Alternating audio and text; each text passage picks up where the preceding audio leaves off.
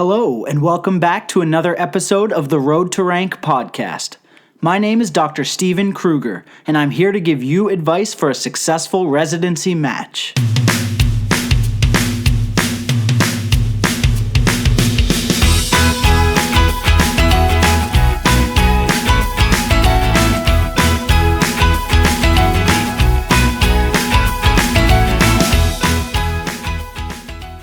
You've heard a lot of my voice over the last two episodes, so I figured it was time to bring a guest onto the show.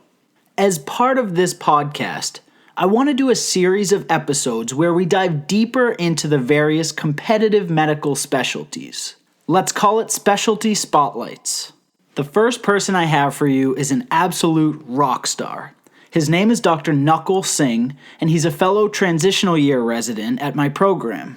He's going to be talking about his experience in the ophthalmology match, and he has some pretty great advice. He actually got a master's in biostatistics before coming to medical school, and he did a number of research projects in global health, social epidemiology, and cancer genomics before even coming to medical school.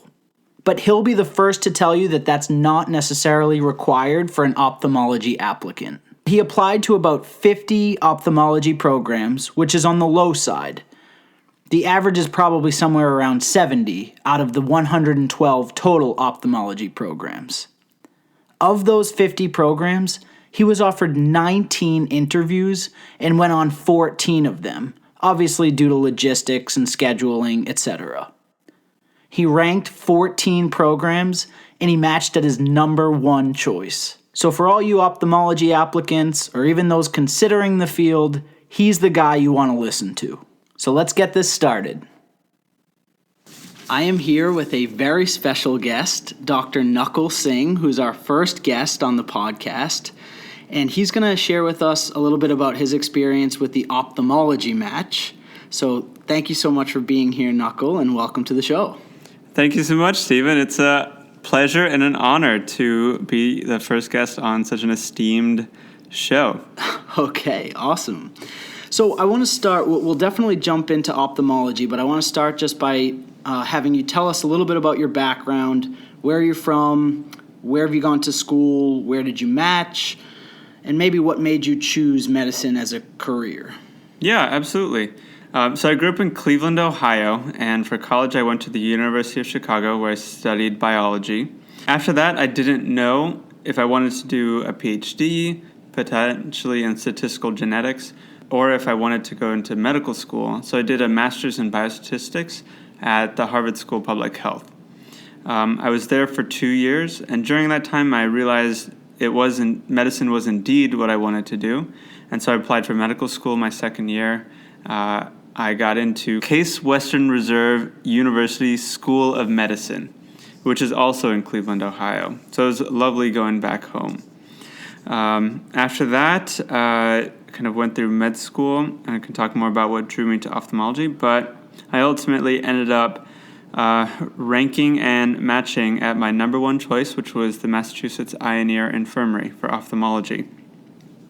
And I ranked Cambridge Health Alliance Transitional Year Program number one as well, which is where I met you, Stephen. That's perfect. So tell us just right off the bat, what drew you to ophthalmology? When did you choose ophthalmology as a specialty throughout medical school?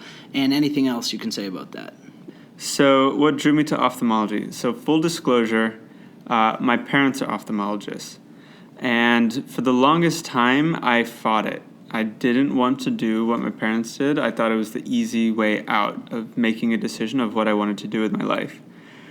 But as I went through my third-year rotations during med school, I realized I liked a lot of things of each rotation. I liked taking care of kids and peds. I liked the physical exam and doing procedures and surgery. I liked the kind of longitudinal care that I saw in family medicine and internal medicine. And so when it came time to deciding a single specialty, what ended up coming to mind was ophthalmology, because I was able to tie all those things together.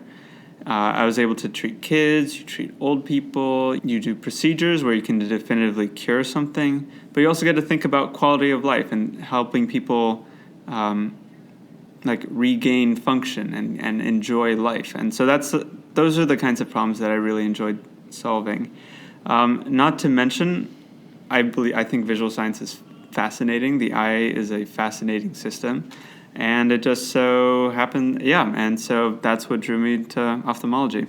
I decided pretty late in med school. I'd say early middle of third year to apply. Okay. And did you feel like you had enough time at that point in third year to still do the application justice and match successfully? I did, and I think that was because I had, until that point, had tried to figure out what I wanted to do pretty early on. So I was pretty busy my first few years. I was active in research. I did research in neonatology. I did some in public health and social epidemiology. And I think because I was busy, I had a strong application that was able to be deployed in the field of my choosing. That's how it ended up happening to be ophthalmology. Does that answer your question? Yes, absolutely. Okay. And I think that's a great piece of advice in general for med students applying it to any of the competitive specialties. Work from an early point in med school to really diversify your activities and be able to apply into any number of specialties, especially when you don't know what you're going to end up going into. Yeah, and the advice I heard that I took to heart pretty early on was, if you're deciding between two specialties and one is more competitive than the other, always shoot and plan like you're going for the more competitive one, because it's a lot easier to change your goals later on than to ramp it up. And so, you could say ophthalmology was always kind of in my differential, so I had been preparing to apply for a competitive specialty, and so when I did decide early to mid third year, I was in a good position to do that. Okay, great. So, Nakul, I understand that you have a certain approach that you like to take when advising medical students who are interested in ophthalmology. So I was wondering if you could tell us a little more about that. Yeah. So I structure my advice and kind of my guidance based off of the application itself. So the application is made up of certain known components. So first is your demographics, including where you went to medical school, your Step 1 score, your clinical grades, your research activities, your personal statement, your letters of recommendation, and finally, the secret ingredient, which is your interests and hobbies. So let me kind of break those different things down. So for medical school, one concern people might have is if they went to like a fancy, prestigious medical school or middle-of-the-road medical school, and does that matter for matching in ophthalmology? And the answer is no, it does not. Program directors are looking for people who will do well at their program, and they know that talent is at every medical school, as is not talent is at very good medical schools. So do not be concerned about that. That is no barrier to your success in the match process. The next component is Step 1. There's a lot of anxiety people have about Step 1 scores and like, oh man, do I need like a 260, 265? The answer is no. The way program directors use Step 1 scores, even at the very prestigious programs, is they use it as a screening method. And specifically, the highest score I've heard of that they use as a cutoff is about 230. So say if you want to have a comfortable margin, all you need to do is score above 235, 240 if you really want to go for it. Above that doesn't really do much for you. All you have to do is score above 235, 240. If you don't match that in ophthalmology and you have a score above 240, it's not because your step score was not high enough. Okay. For grades, at my medical school, there were 7 grades that you got. It was internal medicine, surgery, pediatrics, OB-GYN, family medicine, neurology, and psychiatry. What I've heard is obviously the more honors, the better. Ideally, everybody has full honors. That was certainly not the case with me. What I found and what I've heard from many program directors since that time, if you say, for example, you have 7 grades, at least 5 of them should be honors. And program directors focus their attention on the 3 core clerkships, which is medicine, surgery, and pediatrics. Ideally, you would get honors in all those 3, and then the rest of them kind of don't matter. But at least 2 out of 3 of those is necessary for getting an interview. Okay, so just to be sure, the 3 main ones to be most concerned about are which 3? Surgery, medicine, pediatrics. Okay. Maybe concern is not the right word, but these are considered the core clerkships. Okay. That program directors look to predict performance in residency. For research activities, once again, there's a lot of anxiety about how many publications is enough, first author versus second author. Program directors know getting a publication is a very long, arduous, labor-intensive process. They do not have absurd expectations. When thinking about research output, a high level of achievement would be to have 2 first author publications in any journal. If it's in ophthalmology, all the better. Program directors understand that people sometimes come to ophthalmology later in medical school, and so it's okay if your projects are in something else. I'd say at least 1 first author is very good, and then the 2 or 3 second authors kind of replaces a first author. But if you do that, you are in the top 5% of applicants. And I think that is something that's pretty doable to do given the length of medical school. So talk more about the misconceptions out there about research. So I think a lot of people have misconceptions like, oh, you need to be first author and presenting on double-digit publications. It's absolutely not true at all. Like I mentioned, say 2 publications first author will put you in the top 5%. That demonstrates a long commitment to research and focusing on academic medicine, which is something that all these academic medical centers are looking for. Now, I know you did a lot of research before medical school, which was somewhat unique. I'm curious, did you talk a lot about that during interviews? Do they typically ask about your research projects?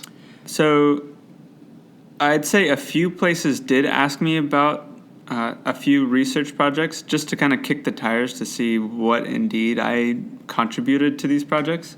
So I guess that's a piece of advice for all the people out there is really know what the project is about, the main findings, and be able to articulate your contribution to it. There's nothing more humiliating than being asked a question about a research project that you say you're an author and you're unable to answer it. Not that that's happened to me, but I've heard about such a thing happening, and you're automatically not ranked at that program. I think that's a great piece of advice. Devastating. And what we ended up talking about in my interviews, I'll talk about later, which may surprise you. Okay. So then another component of the application is the personal statement. So 95% of these are fine. 2% are phenomenal and will change a person's mind about you. 3% are so poorly written they will disqualify you from consideration. Just aim for that middle 95%. It does not have to be a Pulitzer Prize winning essay about why ophthalmology is the most divine medical specialty of all. Just what got you interested, how you know, and your goals for a career in ophthalmology. Okay. Don't overthink it. Okay, so this is good to know, right? Because this is different from maybe medical school personal statements or undergrad personal statements where they might mean a lot more to the admissions committee. Yeah, and there are only so many personal statements that can be written about ophthalmology, and they've all been done by now. Okay, I think that point is well taken. The next component I want to talk about is letters of recommendation. you will need 3 letters of recommendation for ophthalmology. I would recommend one being someone from your core clerkships, one of those medicine, surgery, pediatrics, who can speak to your ability to do a good job on a rotation that you might not necessarily want to do forever. Program directors really appreciate that. And then 2 of your letters should be from ophthalmologists. A lot of concerns I've heard people have is about weighing how well somebody knows you versus this person's prestige in the community, in the ophthalmology community. And to which I say, get somebody with a lot of prestige in the community to know you very well. The letter of recommendation, they should be able to talk about you in many different contexts. They should be able to talk about you clinically, like so you've shadowed them in clinic. They should ideally be able to talk about your research that you've worked with them or projects that you've worked with them, and perhaps just some sort of personal relationship you may have with them that you've asked them, you've talked to them about advising or career goals or what have you. So in that way that they can really talk about your whole candidacy. Okay, so a couple things about that. One, I totally agree with you when you say find someone with some prestige that also knows you very well. I've heard totally different opinions on that. Some people saying, don't worry about the prestige, just worry about somebody that knows you well. And I do worry that that letter of recommendation really won't have as much weight as somebody else's, and you would agree with that? So the letter of recommendation is not just a letter of recommendation, if that makes sense. Let me say more about that. A letter of recommendation is a kind of formal documentation of a relationship you've had with a mentor in ophthalmology. And a kind of a prestigious person writing a lukewarm endorsement doesn't carry much weight. But somebody who is willing to say this person is, they are very diligent, they care deeply, they work hard, they are polite, people like them, they are funny. That demonstrates that they know you very well. And then keep in mind, the application process is not so rigid as to just be an application you send electronically. There's a social component too. You can this is kind of more advanced advising, but if you really want to go to a program, you can ask a letter writer to email a program director and tell them this person is really interested. And that could facilitate an interview invite. So in that way, I'd say get the person who knows you better and who is willing to make a phone call on your behalf. And go the extra mile. Specifically, not just not in this vague sense of go the extra mile, like literally be willing to pick up a phone, call up a stranger, and say, yes, I can say this person should go to your residency program. Whoever that person may be. Obviously, it helps if this person is like a big deal and everybody knows who this person is, and they're a great writer, blah, blah, blah, but right. You want somebody who can pick up that phone. Pick up that phone. Who can literally pick up a phone. And then another question about that, when you're on an ophthalmology elective, are you able to do clinical activities like taking a history, presenting a patient that a future letter writer could evaluate you on? It varies from rotation to rotation. I'd say a dirty secret about ophthalmology away rotations is they don't expect you to have much ophthalmology knowledge. What they expect you to do is demonstrate enthusiasm for ophthalmology. That requires, this is kind of a side topic, but for your ophthalmology rotation, you should every day go through every patient you will see that day, go through their chart, figure out why they're coming in, and read about it. And then you write that on a note card, and then you periodically pull out that note card somewhat conspicuously so that the person who is precepting that session sees how interested and enthusiastic you are. That's amazing, and very few people actually do this stuff, and it's maybe a little bit more work the night before clinic, but it's totally worth it. That stuff gets noticed, so I totally agree with you. Dude, you are spending your time, you're spending extra money to like do an away rotation. You might as well get something out of it. And another thing I like to say is, because they don't really evaluate you, they can't really evaluate you on your knowledge. It's just kind of this enthusiasm. Another component that ends up mattering a lot is like if you can hang. And by that I mean there's going to be a lot of downtime in clinic, and the attending's going to turn to you and they're going to just ask you a question just to pass the time. And if it is a fun thing to talk to you, your letter will reflect that. And that is a quality that is not to be taken lightly. That is people want to work with somebody that can make the day go by easier. Yeah, once again, totally agree with you. This is very true of dermatology too, and our away rotations. Not a very high bar in terms of how much knowledge they expect you to come to the rotation with, but it's your enthusiasm and your ability to hang, as you say, that gets you there. Yeah. So finally, the component of the application that I feel a lot of people underutilize is the interest and hobbies section. So a lot of people will say the same thing. They'll say, oh, I like cooking. Oh, I like running. Oh, I like traveling. Yeah, everybody likes doing those things. What people are really, you keep in mind the people who are interviewing people. They are interviewing 60 people who are wearing pretty much the exact same clothing, who've done very similar things, and they're just looking for a 20-minute conversation where they can have fun. And so in my interest and hobbies section, I was very specific about my interests, which I spent time developing during the course of medical school. So let's hear. Sometimes to the detriment of studying. And so, for example, one of my interests is the textiles of India. Or I put the science of cooking, not just cooking. Or I put conceptual art. Or I put data visualization. These are kind of weird, unusual things to put as hobbies. But the moment people saw them, they would immediately gravitate to, why would you say you're interested in textiles of India? I'd say a good 70% of my interviews, I'd say the majority of those times was spent talking about Indian textiles. Really? Absolutely. Wow. Yeah.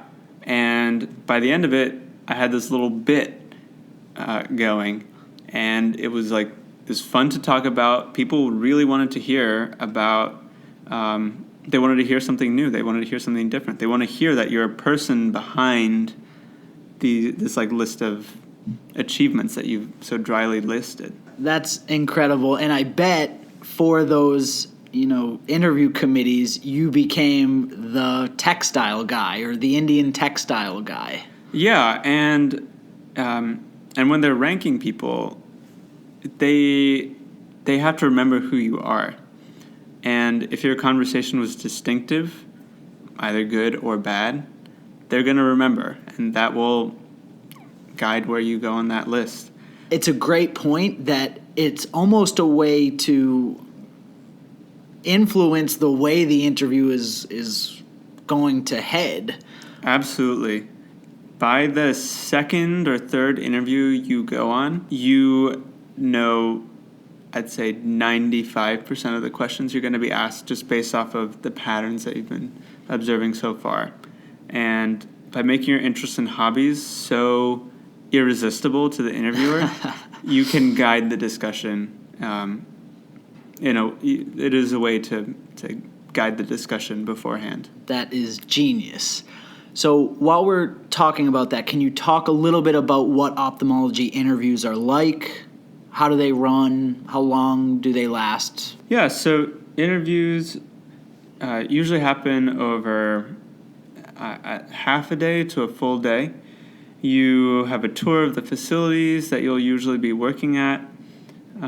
You will meet some residents at meal times, at kind of the times in between interviews.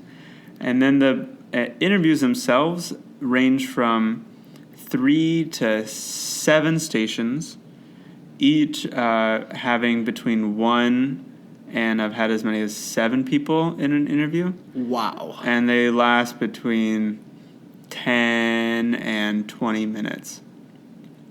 The tone is generally very polite, professional, friendly. Only rarely did I feel like I was being grilled. And I think that kind of being grilled is rare, and I think a lot of programs try not to do it and try not to have people doing that because they know that turns off a lot of millennial applicants. Yes, myself included. Yeah, and myself included. I know it affected how I ranked places based on how I felt I would be treated. Going into an interview, you should presume that they'll be friendly, cordial, and just honestly trying to get to know you in that 10 to 20 minute period. Okay. And then how did you go about setting up your rank list after interviews were over? Yeah, so I was very methodical about that. I had 5 categories, something including, okay, so taking a step back, I have a fairly radical way of choosing a residency program. I think the residency program itself should only count for half the points. I think you should also consider where that program is and how it fits into your broader life. I think that should have about half the weight. Because I think if you're unhappy outside of residency, there's no way you're going to be happy inside of residency. And being happy inside of residency is not enough to sustain you as a human being. So I'd argue the program itself should only count for half of how you rank things. You will not hear many people describe that. So the things that I evaluated were like what I thought was strength of clinical training. My interests are in informatics and potentially biotechnology, so I wanted to go to a place that had that encouraged academic ophthalmology. I also considered the city, and if the city is a place that I wanted to be. Those are the main things. I'm forgetting the other ones. And then I also added bonus points here and there based off proximity to family. And so I know Mass Eye and Ear got a lot of points because my brother lives here. And so that was very important to me, and I'm very happy that I ranked Mass Eye and Ear so high because I get to spend time with my brother. Okay, great. I think that makes a lot of sense. Perfect. So, obviously, Nakul, you had to go through the prelim application process as well. I understand that might be changing with ophthalmology. Yeah, so starting in 2020, all ophthalmology residency programs have to have an integrated prelim year. And part of applying to the ophthalmology program, they will tell you where you do your prelim rotations. Wow, so it sounds like that'll alleviate a lot of the stress of that extra application cycle. Would you agree? Oh, yeah, absolutely. You reduce on travel. There's not this whole... Yeah, it removes a lot of the stress of that. And you end up only moving once, at most once. Which is huge. Which is huge versus potentially moving twice, which is horrible. Right. And I think it also offers benefits because the people designing your prelim program are the same people designing your residency, so you will have more ophthalmology exposure during your first year, and they will also structure your kind of medicine, surgery, ED rotations to give you a better background for ophthalmology. So I know, like for example, Iowa, which has a integrated prelim year, they do rotations in infectious disease, in rheumatology, which has more relevance for ophthalmologists than, say, cardiac critical care. Right. So that sounds amazing. I personally hope that more advanced specialties start moving towards that model, but who knows what that'll look like in the future. So I just wanted to wrap up by asking you, in general, what type of person do you think fits well in a career in ophthalmology?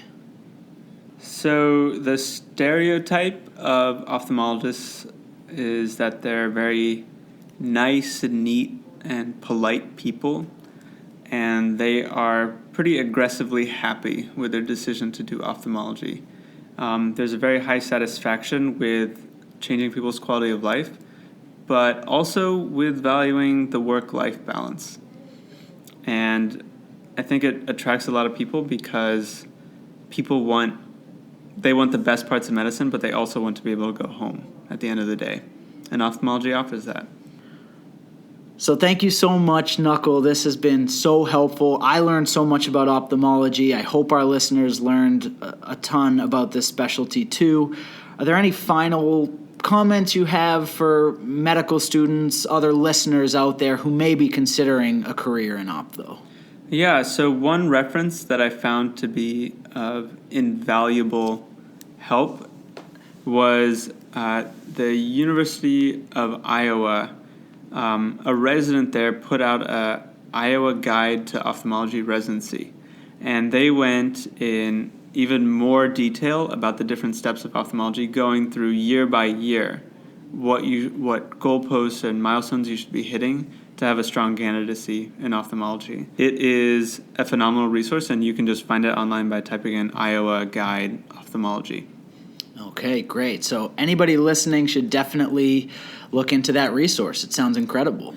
Well, thank you so much, Nakul. I totally appreciate you being on the show, and thank you. Thank you for having me, Stephen. It's been a pleasure. All right. And there you have it. I hope you found that conversation as enlightening as I did. Nakul has great advice, not only for the ophthalmology applicant, but for anyone trying to get into a competitive medical specialty. Now, one thing we didn't touch on, which is pretty unique to ophthalmology, is the early match. I reached out again to Nakul after the interview just to really pick his brain about the early match. And here was his response. He says, in ophthalmology, you submit your application in early August, which is about a month before the regular ERAS deadline, and you find out where you matched in January. Because of this early timeline, you want to prioritize the ophthalmology rotations where you can get a good letter at least 1 to 2 months before August. And then you can prioritize away rotations later, like in August or September. So I just wanted to put that out there because I do know it's a unique thing to ophthalmology applicants, so I wanted to make sure we touched on that point as well.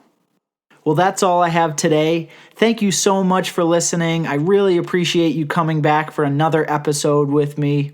As always, if you have any questions, comments, suggestions for new episodes, please reach out to me at steven@roadtorank.com. You can find show notes and lots of other great information on my website, www.roadtorank.com.